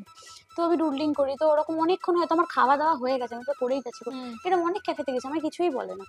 এই জেনারেলি তো তাই হওয়া বা উচিত। কলকাতার ভাওডার এরকম বেশ কিছু ক্যাফে আছে যেখানে বসে আমি এডিট করি, একটা ব্ল্যাক কফি নিয়ে আমি ঘন্টার পর ঘন্টা এডিট করি, আমাকে কেউ কিছু বলেই না। এই যে তুই তো হাওড়াতে থাকিস, হাওড়ার কথা বারবার হচ্ছে, এবং তোর প্রোফাইলে এখন রিসেন্টলি না, বেশ অনেকদিন ধরে তোর প্রোফাইল দেখলে লোকে বুঝবে তুই হাওড়ার প্রচুর হ্যাঁ হ্যাঁ হিডেন ক্যাফেস, রেস্টুরেন্ট, চপের দোকান, রোলের সব দোকান, করি, কভার সব করি। কিছু কভার করিস। তো মানে হাওড়াতে এই যে এত মানে দোকান, খাবারের দোকান, এটা কি রিসেন্টলি অনেক ডেভেলপ এটা করছে নাকি বরাবরই না ছিল? না, বরাবর ছিল না, এটা কোভিড এর মানে আফটার কোভিড প্রচুর, মানে হঠাৎ করেই বেড়ে গেছে। প্রচুর ক্যাফে একসাথে খুলে গেছে, তবে তার মধ্যে থেকে আমি বলবো অনেক ক্যাফে ওই খুলে না হয়তো 1 মাস 2 মাস চলে বন্ধও হয়ে গেছে, এরকমও আছে। কিন্তু আবার এইগুলোও আছে যে, আর স্ট্রিট ফুড তো প্রচুর বেড়ে গেছে, সেটা কলকাতা বলো হাওড়া বলো। হ্যাঁ হ্যাঁ, আমি আগের তোকে থেকে, হাওড়াটা জিজ্ঞেস করছি বেসিক্যালি, তুই যেহেতু হাওড়ার হ্যাঁ মেয়ে। হ্যাঁ, আগের থেকে প্রচুর মানে হয়ে গেছে, প্রচুর স্ট্রিট ফুড এখন বিক্রি হয়। কলকাতা, হাওড়া, আমি সব ধরে যদি তোকে জিজ্ঞাসা করি যে টপ 5টা ফেভারিট ফুড জয়েন্ট তোর যেখানে খেতে যেতে খুব ভালো লাগে, সব মিলিয়ে টপ 5 কি হবে তোর? আমি তো প্রথমে বললাম গোলাপ কফি, হ্যাঁ। দেশপ্রিয় পার্কেরটা। তারপরে হচ্ছে রিসেন্টলি একটা জায়গায় ভিজিট করেছিলাম, ওখানে আমি আবারও যাব, তার কারণ আমার খুব ভালো লেগেছে। আকিরা একটা আচ্ছা নতুন ওপেন হয়েছে, ওই আচ্ছা তোমার র্যামেন বা আচ্ছা, সেটা কোথায়? সুশিটা। ওটা ওই হালটুর বলে একটা কোনো জায়গা আছে, হালটু, হ্যাঁ। ওইখানে ওইখানে আচ্ছা, আর কি আচ্ছা। নতুন একদম হ্যাঁ, ওপেন হ্যাঁ, হয়েছে। হ্যাঁ, হ্যাঁ। তো ওখানকার র‍্যামেন খাও ভালো, হুম, আর ওখানকার মানে ব্যবহারও খুব ভালো ওদের। হুম, হুম। আর তাছাড়া আমাদের হাওড়ায় যদি বলো, আমার গো টু প্লেস হচ্ছে পাঁচকান ক্যাফে। ৫ কান। পাঁচকান ক্যাফে, আচ্ছা, সুরুচি ক্যাফে। ঠিক আচ্ছা। আছে, মানে এখানে বসে আমি ঘন্টার পর ঘন্টা এডিট করি, সময় হয়তো কিছু আঁকছি বা বই হ্যাঁ, পড়ছি। হ্যাঁ। আর এত 4টে হয়ে গেল। আর ৫ নাম্বার যদি বলো, সেটা বন্ধ হয়ে গেছে যদিও। আমাদের হাওড়াতেই দাওয়াতে রিয়াজ বলে একটা রেস্টুরেন্ট ছিল, আচ্ছা। মোগলাই। তো ওখানে বিরিয়ানিটা দারুণ পাওয়া যায়, মানে হুম, হাওড়ার মধ্যে ওরকম বিরিয়ানি আমি কোথাও খাইনি। হুম, তো ওটা আমার একটা দারুণ একটা পছন্দ, যদিও এখন বন্ধ হয়ে গেছে, শুনেছি হয়তো ওপেন হবে খুব তাড়াতাড়ি। আচ্ছা, আচ্ছা, বাট ওটা দারুণ লাগতো। আচ্ছা। আর তুই এমনি বিরিয়ানির কথা উঠলো বলে আমি জিজ্ঞাসা করছি, তো আমি নিজে প্রচন্ড বিরিয়ানি লাভার। না, আমি আমিও সবাইকেই আমিও জিজ্ঞাসা করি বিরিয়ানি খেতে কতটা ভালোবাসিস? খুব ভালো, মানে লাইক বিরিয়ানিতে, কিরকম স্টাইলে বিরিয়ানি বেশি ভালোবাসিস? কলকাতা স্টাইল না ব্যারাকপুর স্টাইল? মানে আমার বিরিয়ানিতে চিকেন মাটন কিছু না হলেও হবে, হুম, আলুটা থাকা মাস্ট। অবশ্যই কলকাতা আর স্টাইল। ডিমটা হ্যাঁ। আমার জন্য। আর ব্যাপারটা কি বলতো, আমি ব্যারাকপুর স্টাইল, মানে ব্যারাকপুর স্টাইল একদিন দুদিন বছরে একবার ঠিক আছে, কিন্তু এই বিরিয়ানিটা আমাকে প্রত্যেক সপ্তাহে একবার করে আমাকে দাও, আমি খেয়ে নেবো, কোনো অসুবিধা নেই। হুম, কলকাতা স্টাইল এত লাইট হয়, এত ফ্লেভারফুল হয়, তুমি হুম, যদি হুম, সেরকম ভালো হুম, জায়গা থেকে খাও, তো অবশ্যই কলকাতা স্টাইল বিরিয়ানি। বিরিয়ানির দোকানও তো কভার করিস হ্যাঁ মোটামুটি হ্যাঁ হ্যাঁ, ব্লগিং এ। অনেক ওই বিরিয়ানির যেদিনকে দোকানে প্রচুর ক্রেজ। হ্যাঁ, প্রচুর ক্রেজ না? ওই ভিডিও দিলেই ভাইরাল। দিলেই ভাইরাল, মানে বিরিয়ানি যে ঢালছে বা ঘি মাটনটাকে এরকম ছড়াচ্ছে। ঘি চড়াচ্ছে, মাটনটাকে নাচাচ্ছে, হ্যাঁ, সেটাকে স্লো মোশনে নেওয়া, হ্যাঁ, ওগুলো হ্যাঁ। খুব মানে খুব মানুষ দেখতে মানুষ দেখতে ভালোবাসে। খুব ভালোবাসে। আর মানুষ, আমি দেখেছি কলকাতার মানুষ বা ওয়েস্ট বেঙ্গলের মানুষের হুম কথাই, হুম, আমি শুধু কলকাতাকে ধরে বলছি না, বিরিয়ানিটা খেতে কিন্তু খুব ভালোই বাসে। ভালোবাসে। মানে চাইনিজটা সবসময় খেয়ে উঠতে পারে না, বিরিয়ানিটা কিন্তু খুব হ্যাঁ, ভালোবাসে। ভালোবাসার একটা খুব মানে একটা ব্যাপার আছে, যেটা আমাদের জিনিস। হ্যাঁ, আর এটা নিয়ে কেউ কোনো ছেড়খাড় করতে হ্যাঁ, পারবে না, হ্যাঁ, মানে হ্যাঁ, একটু হ্যাঁ। যদি টেস্টের এদিক ওদিক হয়, সেখানে বলতেও ওই ছাড়ে না। ব্যারাকপুর সাইডে যারা ধর থাকে তাদের সাথে আবার ঝগড়া করা যাওয়াই না যাবে না না। না, তারা মানে ভীষণ বায়াস যে তোমার হ্যাঁ মানে, অমুক দোকানে বিরিয়ানি ভালো লাগে না, তার মানে তুমি বিরিয়ানি কি জিনিস জানোই হ্যাঁ না। হ্যাঁ হ্যাঁ। আমার ভালো কিন্তু লেগেছে, কিন্তু ওটা এত হেভি হয় না, প্রচন্ড হেভি হয়। ওটা প্রচন্ড, ওটা তুমি বারবার খেতে পারবে না। পারবে না, একদম ঠিক কথা। এই প্রশ্নটা আমাকে আগের দিনই একজন করেছিল যে তোমার কোন স্টাইল বিরিয়ানি হুম, খেতে বেশি ভালো লাগে। আমি বলেছিলাম যে ব্যারাকপুর বিরিয়ানি তো ঠিক আছে ভালো, কিন্তু ওটা সব মানে ধর সপ্তাহে একদিন আমার যদি বিরিয়ানি খেতে ইচ্ছা করে, আমি কলকাতায় কলকাতা স্টাইলই খাবো। বিরিয়ানিটাই খাবো। হুম, ৯ মাসে ৬ মাসে একবার আমার মনে হলো একটু ব্যারাকপুর স্টাইলে, ব্যাস কারণ খুব ওটাই। রিচ হয় না হ্যাঁ হ্যাঁ, খুব জিনিসটা। রিচ হয়। ওই জন্যই আর কি। বিরিয়ানি ব্যাপার তো হলো, এবার বাঙালি খাবারে একটু আসি। মাংস ভাত না মাছ ভাত, কি বেশি ভালোবাসিস? মাংস ভাত, আর যদি মাংস ভাত ডিম ভাত বলো, তাহলে ডিম ভাত। ডিম ভাত। ও আরেকটা ডিম লাভার পাওয়া গেছে আমার মতো, যে ডিম খেতে ডিম খুব খেতে খুব ভালোবাসে। ভালোবাসি। হাঁসের ডিম না মুরগির ডিম? হাঁসের ডিম, অবশ্যই। পোস্ত খেতে ভালোবাসিস? হ্যাঁ, ভীষণ, আমার জিভে জল চলে আসছে। আলু পোস্ত, কলাইয়ের ডাল হ্যাঁ, দারুণ লাগে। দারুণ লাগে বল। আর হচ্ছে তোর আরেকটা, তোর সাথে কথা বলতে বলতে মনে পড়ে গেল, সেটা গোবিন্দভোগ গলা, এই দুদিন আগেই খেয়েছি গলা গলা গোবিন্দভোগ চাল, একটু হাঁসের ডিম সেদ্ধ, আলু সেদ্ধ। আহা, খিদে এবার পেয়ে গেল এই যে বাটা সিরিয়াসলি। বুটি খেতেও কিন্তু খুব ভালো লাগে, এই দারুণ ভর্তা, লাগে। ডালের ভর্তা, খোসা বাটা, হুম হুম। এসব আমাদের বাড়িতে তো মানে প্রায়ই হয়, মানে এটা আমার ধরো ঠাকুমার আমল থেকে। হুম, হুম, আমার ঠাকুমা যেহেতু নিরামিষ খেতেন, হুম, তো আমাদের বাটা বুটি এই সমস্ত খুব হুম, হয়। হুম, আমার পিসি আবার ওই নিরামিষ বাটাগুলোকে একটু টুইস্ট দিয়ে হুম, এমন সুন্দর একটা হতো, হুম, ভর্তা বলো বাটা বলো, হুম, আমাদের হুম, তো বাটাই বলে, হুম, ভর্তা বলে না। ভর্তা বলে না। তো এত সুন্দর করে মানে রান্না করতো, আমার বলতে গিয়ে জিভে জল চলে আসছে, মানে দারুণ খেতে। ইলিশ মাছ বেশি ভালোবাসিস না চিংড়ি মাছ? ইলিশ। ইলিশ, আচ্ছা। ইলিশ। ইলিশ মাছের একটা লাভার, ইলিশ মাছ লাভার পাওয়া গেছে। আর আচ্ছা, এই যে তোর মিত্র ক্যাফের যে ফিশ ফ্রাই, হুম। সেটা নিয়ে ভীষণ কন্ট্রোভার্সি আছে। মানে বলে শোভাবাজারে মেন যে মিত্র ক্যাফে, সেটাতেই একমাত্র ভালো ফিশ হ্যাঁ ফ্রাই হ্যাঁ পাওয়া হ্যাঁ, যায়, বাকি আর কোথাও। ভালো বলতে ওরকম নয় ওটাতে, না মানে কি বলবো বলতো, তোমার টেস্টের দিক থেকে এটা ভ্যারি করে, মানে তুমি হুম, ওটা খেলে তুমি বুঝতে পারবে যে একটা মিত্র ক্যাফের ফিশ ফ্রাই। হুম, হুম, আর বাকি জায়গাগুলোটা আমার মনে হয়, বাকি হুম, জায়গাগুলো তো হুম, নর্মাল ফিশ ফ্রাই, তুমি যে কোনো দোকান থেকেই যেখানে খেতে পারো। দোকানে এটা তো সবাই হ্যাঁ বলে, হ্যাঁ এই হ্যাঁ, এটা আমার মনে কন্ট্রোভার্সিটা হয়। আছে। আচ্ছা, তুই কখনো মানে ওই একদম সকালবেলা যে টেরিটি বাজারে যে চাইনিজ খাবার গেছি গেছি। ব্রেকফাস্ট খেতে গেছিস কখনো? কেমন এক্সপিরিয়েন্স তোর? আমি বহু যুগ আগে গেছিলাম আমিও একবার। বহু যুগ আগে গেছি, মানে আমি সে বিয়েরও আগে গেছি অনেক। আমিও মোটামুটি 2014-15-তে গেছিলাম। আমিও ওই ধরো 16-17 হ্যাঁ, এরকম মানে গেছিলাম। আমার যেমন তোর ওই ওখানকার ওদের ওই বল স্যুপ গুলো দেয়, হুম চিকেন হুম হুম। বল স্যুপ গুলো খুব ভাল লেগেছিল খেতে, না, কিন্তু ওটা সবচেয়ে আবার আমার খুব ভাল খুব লেগেছে আহামরি যে তা নয়, ওই সকালবেলা গিয়ে ওটা এক্সপিরিয়েন্স এক্সপ্লোর করাটাই একটা করাটা। মজা। হ্যাঁ, হ্যাঁ। কারণ লুচি বেশি ভালোবাসিস না কচুরি? লুচি। লুচি। হ্যাঁ তুই কিছু একটা বলছিলি, আমাকে আটকে না দিলাম। না না, আমি বলছিলাম যে ওইখানে তুমি যে ফিশ আর কি হ্যাঁ। ওই বলটার কথা বলছিলে, চিকেন বল, এবার ওদের বোধহয় ওই স্টুটা বোধহয় একই সাথে বানানো হয়, একটা ফিশের একটা গন্ধ ছাড়ে, ওই জন্য ওইটা আমার খুব একটা ভালো লাগে। তবে মোমো খেয়েছি, মোমোটা ভালো মোমোটা লেগেছে। আচ্ছা, এই মোমোর নিয়ে একটা তোকে কথা বলি, এই যে মোমোর কথা তুই তুললি হুম। বললে আমার মনে পড়লো, কলকাতাতে এখন হেন কোনো জায়গা নেই মোমো বিক্রি হয় না। না। মানে বাড়ি থেকে নামলেও তুই একটু হ্যাঁ পা হেঁটে হ্যাঁ মোমো, বড় বড় দোকানেও মোমো পাওয়া যাচ্ছে। এই যে মোমো তো সবাই বানাতে পারে না, কারণ না, ওই সবাই ভাবে এটা ময়দার মধ্যে একটু চিকেন দিয়ে ওইটা সেদ্ধ এখন নতুন করলাম। একটা যেন নতুন একটা হয়েছে, ভাইরাল রেসিপি এসছে। না জানি না। আমি সেদিনকে দেখলাম কেউ একটা বানাচ্ছিল, হুম। চিকেন বলগুলোকে ছোট ছোট করে কেটে, মানে সরি চিকেনটাকে একদম মানে পেস্ট করে নিয়ে, ওটা সেই বিভিন্ন রকম যেরকম মোমোর একটা স্টাফিং হুম, হুম। বানায় পুরো পেস্ট করে নিয়ে দিয়ে ওটাকে গোল গোল করে বল করছে, দিয়ে ওটাকে একবার করে ময়দায় কোট করছে, আচ্ছা দিয়ে ঠান্ডা জলে কোট করছে, আচ্ছা আবার ময়দায় কোট করছে, ঠান্ডা, এরকম 3 বার হবে। আচ্ছা 3 বার করে ওটা তোমার স্টিমে একদম জলের মধ্যে হ্যাঁ, ওই চিকেন বলগুলো ওই ময়দার কোটিং সমেত স্টিমে বসিয়ে দিচ্ছে, আচ্ছা 5 মিনিট থেকে 10 মিনিট রাখছে, আচ্ছা তারপরে যখন ওটা ওপেন করে নিচ্ছে তখন একদম পুরো অরিজিনাল মানে মোমোর মতো, আর মোমোর বাইরে মতো। ওই কোটিংটাও পাওয়া যাচ্ছে, হুম। ভেতরে চিকেনের এটাও আছে, সবাই বলছে নাকি মানে একদম মোমোর মতোই খেতে। ট্রাই করতে এটা একটা হবে। খুব একটা ভাইরাল, মানে 5 মিনিটে তৈরি হয়ে যাবে এরকম। তাহলে এই রেসিপিটা কাঁচা লঙ্কাতে খুব ট্রাই তাড়াতাড়ি করবো। ট্রাই করতে হবে, ট্রাই করে বৈশাখীকে মেনশন করতে হবে যে ও এই রেসিপিটা এটা কিন্তু আমার রেসিপি নয়, আমিও না দেখেছি। না ও আমাদেরকে বলে গেছে। ঠিক আছে, তোর সাথে অনেকক্ষণ আড্ডা মেরেছি, আড্ডা তো শেষ হবে না মনে হচ্ছে। হ্যাঁ। তো এবার একটু রান্নার দিকে আমরা যাব। তো রান্না তো তুই মোটামুটি রোজই করিস বলছিস, হ্যাঁ। তো আজকে কি রান্না করবি? আজকে ওই যে তুমি বাটাবুটির কথা বলছিলে, আমি মানে ওটা মনে করলেই জিভে জল আসে, তো চিচিংয়ের খোসা বাটা, এটা আমার পিসি খুব ভালো করে। আচ্ছা, চিচিংয়ের খোসা বাটা নতুন একটা রেসিপি। এবার আমি ছোটবেলা থেকে এমনি পটলের খোসা বাটা খেয়েছি বা অন্যান্য খোসা বাটা খেয়েছি, কারণ ওগুলো একটু নিরামিষ হয়, ঠিক আছে, কিন্তু পিসি বাড়িতে গিয়ে পিসি আমাকে প্রথম খাইয়েছিল যে তোমার ওই চিচিংয়ের খোসা বাটা, মানে আমাকে বলছে খেয়ে বল এটা কি, আমি তো কোনোভাবেই মানে বলতেই পারলাম না যে ওটা কি, কোনো একটা বাটা বুঝতে পারছি কিন্তু কি ব্যাপারটা বুঝতে পারিনি। তারপরে আর শুনলাম যে একটা চিচিংয়ের খোসা বাটা, আর ওটা একদম গরম ভাত হবে, তার উপর ওই খোসা বাটাটা থাকবে, তার উপর একটু সর্ষের তেল আর কাঁচা লঙ্কা, আর কিচ্ছু লাগবে না, পুরো এক থালা ভাত উড়ে যাবে। আচ্ছা রান্না তো করবো, রান্না করার আগে তোর সাথে একটা ছোট্ট গেম খেলবো। গেম কিছুই না, আমি তোকে 5টা মানে রেসিপির নাম বলবো, খাবারের নাম বলবো, আচ্ছা তো সেটা শুনে তো প্রথম যেটা মনে হবে সেটাই বলবি। আচ্ছা শুরু করছি তাহলে। হ্যাঁ হ্যাঁ হ্যাঁ। প্রথম আমার যেটা মাথায় আসে সেটা হচ্ছে কচি পাঁঠার ঝোল। নিরামিষ কচি পাঁঠার ঝোল। নিরামিষ কচি পাঁঠার ঝোল রান্না করে আমি তো দারুণ খেতে, যারা খায়নি তারাই এরকম বলে, দুর্দান্ত খেতে। হ্যাঁ হ্যাঁ। আচ্ছা নিরামিষ কচি পাঁঠার ঝোলের পরে যেটা মাথায় আসে, এটা নিয়ে এতক্ষণ ধরে কথা হলো, সেটা হচ্ছে মোমো। মোমো, স্যুপ।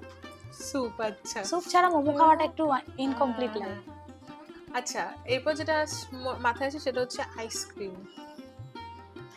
সেনসিটিভিটি, দাঁতে হাত দিয়ে বসে পড়েছে। আমার এটা প্রচন্ড হয়, মানে আগে আমি খেতাম ভালোবেসে, এখন যদি খুব একটা ভালোবাসি না, কিন্তু হয়তো এতে পরে খেয়ে ফেললাম, কিন্তু প্রচন্ড দাঁতে ব্যথা হয়, ওই জন্য আর খেতে পারি না। আচ্ছা পোস্তর বড়া। গরম ভাত। লাস্ট হচ্ছে প্যারামাউন্টের শরবত। ডাবের শরবত। হ্যাঁ একদম, আমিও তাই।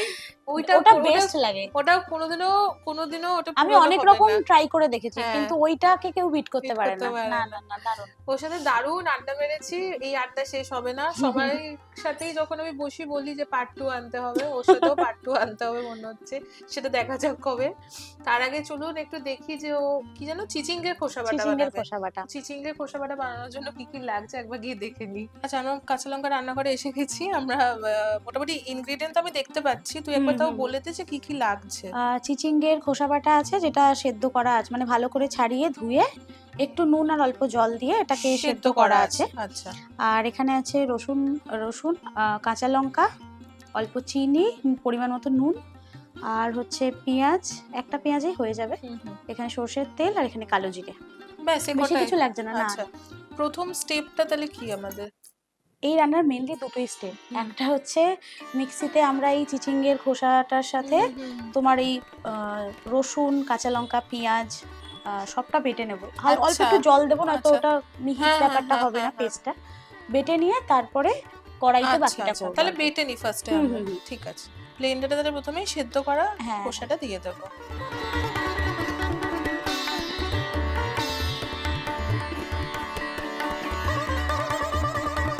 রসুন কোয়া দেবো তো। হুম এই বাটা বুটিতে একটু রসুন না পড়লে খাওয়া যায় না। হ্যাঁ, তবে না নিরামিষ বাটা ভালো লাগে, কিন্তু মানে স্পেসিফিক্যালি এইটাতে একটুখানি লাগে। হুম হুম। ঝাল কম খাও না বেশি খাও? প্রচুর ঝাল খাই আমি তো। ব্যাস ওই যে তুই তাহলে বলছিলিস 3টে লঙ্কা। নেগেটিভ কমেন্টের কথা হ্যাঁ, বলছিলিস, হ্যাঁ, হ্যাঁ। যে আমার খুব কমেন্ট আসে আপনারা এত ঝাল খান কেন, এত কি লঙ্কা। বলবে আমি তো যে তাদেরকে আমার বোঝাতে পারি চ্যানেলের না। নাম কাঁচা লঙ্কা, সেটা বলবে তো। হুম, অল্প জল দেখ কতটা দেবো। ব্যাস ব্যাস ব্যাস ব্যাস, ঠিক ব্যাস তো? আছে। তাই এটা ব্লেন্ড করে নেবো তো? হ্যাঁ হ্যাঁ।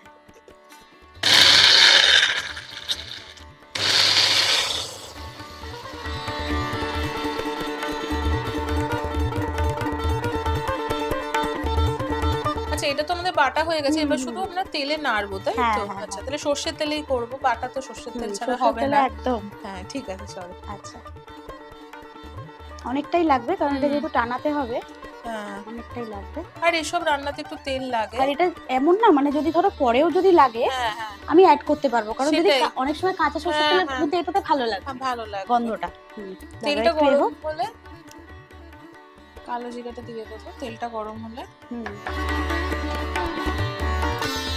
তাহলে এইটা পুরো মোটামুটি। পেস্টটা এবার এতে হ্যাঁ দিয়ে হ্যাঁ দাও। হ্যাঁ। হ্যাঁ,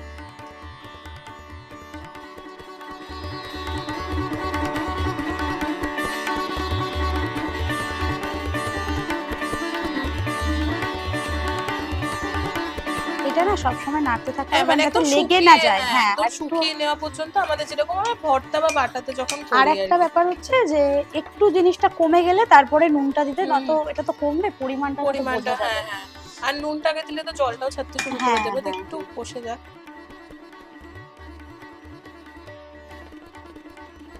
এবার এটা মানে কমে এসছে হুম জলটা, এবার আমরা একটু নুন দিয়ে দেবো হুম পরিমাণ মতো। অল্প করেই দিচ্ছি, পরে লাগলে আবার মিশিয়ে নেবো। হুম হুম। এইটা না, এটা যত শুকনো হবে তত ভালো লাগে তত খেতে। টেস্টটা বাড়বে। হুম। এইভাবেও আমরা নামিয়ে নিতে পারি, কিন্তু না এটা আরেকটু শুকনো হলে ওটাই ভালো বলছি হবে। শুকনো হবে যত নিচটা ধরে ধরে যাবে, হুম হুম হুম। ওটা তত বেশি ভালো। আর চিনি কি এখন দিবি না পরে? চিনি আরো পরে, একদম আচ্ছা নামাবার একদম একটু আগে। নামানোর একটু আগে। ওটা ওই চিনিটা মেনলি অনেকে ভাবে বোধহয় মিষ্টি, কারণ বাঙালরা আবার ভাবে মিষ্টি দিয়ে দেবে বাটা বুটিতে, কিন্তু ওটা টেস্টটাকে ব্যালেন্স টেস্টটাকে করে। ব্যালেন্স লঙ্কা করার আছে, জন্যই। নুন হ্যাঁ আছে, একদম এটা মানে শুকনো হয়ে শুকনো এসছে। এবার হয়েই আমরা এসছে। চিনিটা দেব, চিনিটা হ্যাঁ। প্রায় হয়ে এসছে। দাঁড়াও, কতটা? হ্যাঁ। একদম অল্প দেব। হুম চিনিটা জাস্ট গলা অবধি একটু নেড়ে নেব, এমনিতে হুম রেডি হয়ে গেছে, হুম হুম। জাস্ট আর একটু সময় লাগবে। আচ্ছা, আমাদের এটা পুরো রেডি হয়ে গেছে হ্যাঁ ভাত একদম দিয়ে শুকিয়ে খাওয়ার গেছে। সাথে। হ্যাঁ হ্যাঁ হ্যাঁ, একদম রেডি। এটা তাহলে আমরা সার্ভ করবো শুধু তাই তো? হুম হুম। দেখতে তো খুবই ভালো লাগছে। খেতেও দারুণ হবে। আমি তো টেস্ট করবোই।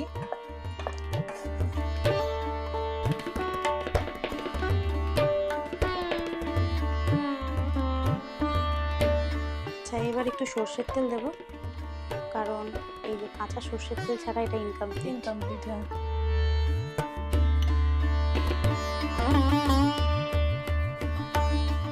আর তার সাথে যদিও কাঁচা লঙ্কা দিয়েছি, তাও তার সাজানোর সাথে জন্য একটু হ্যাঁ, কাঁচা লঙ্কা। না এটাও আমার অন্তত লেগে যায়। হ্যাঁ।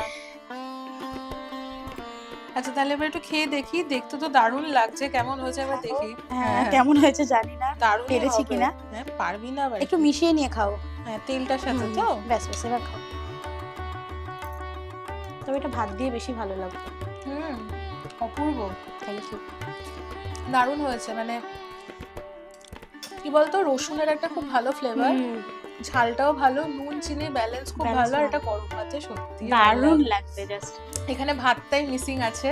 তো ঠিক আছে আমরা পরে ক্যামেরাটা হ্যাঁ, অফ হ্যাঁ, করে হ্যাঁ, ভাত একদম, দিয়ে মেখে একদম। খাবো, ওইসব ভিডিও আপনাদের দেখিয়ে আপনাদের কষ্ট দেবো না। তোর আজকে এখানে এসে কেমন লাগলো বল? দারুণ লাগে, মানে অন্যরকম একটা এক্সপিরিয়েন্স। মেনলি রান্না তো আছেই, মেনলি আড্ডা সেশনটা খুব ভালো লেগেছে আমার। কাঁচা লঙ্কা দেখিস।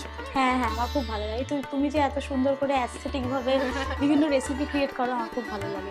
কিছু কখনো এমনি দেখে কখনো কিছু ট্রাই করেছিস না বাড়িতে? ট্রাই, ওইটাই তো সময় পাই না, মানে হয়তো আমি সেভ করে রেখেছি কিন্তু আমার ট্রাই করা হয়নি। হ্যাঁ ঠিক আছে, কখনো কিছু ট্রাই হ্যাঁ করে হ্যাঁ, নিশ্চয়ই নিশ্চয়ই। জানাস, যে একটু আমাদের ট্যাগ করে দিবি যদি হ্যাংলাস ডে একদম, আউটের একদম। বৈশাখী আমাদের কোনো বাবা, রেসিপি বানায়, আমাদেরও খুব ভালো লাগবে।